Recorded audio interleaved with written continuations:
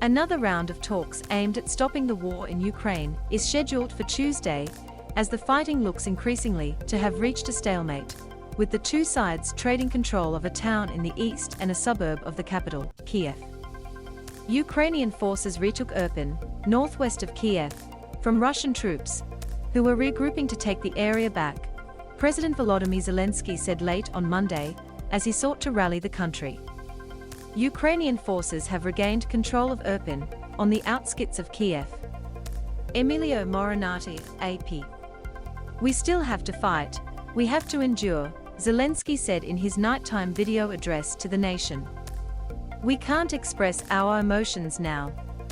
We can't raise expectations, simply so that we don't burn out."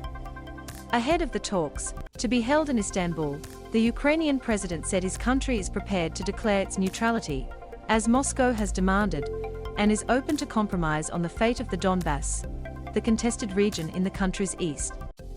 As fighting raged throughout Ukraine, the mayor of Irpin, which has been the scene of some of the heaviest fighting, said that the city had been liberated from Russian forces. A senior U.S. defense official said they also believe the Ukrainians have retaken the town of Trostyanets, south of Sumy, in the east.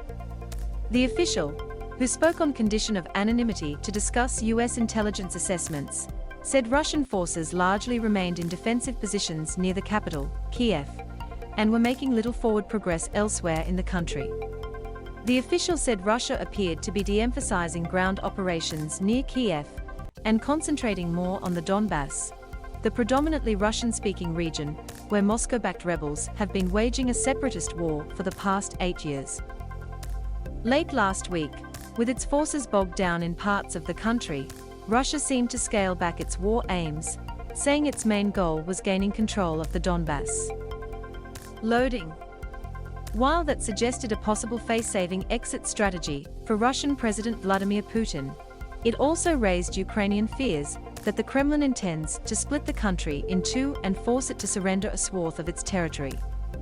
Meanwhile, a cyberattack knocked Ukraine's national telecommunications provider Ukrtelecom almost completely offline.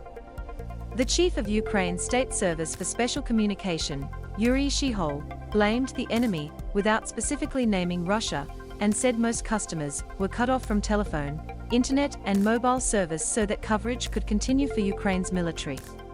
AP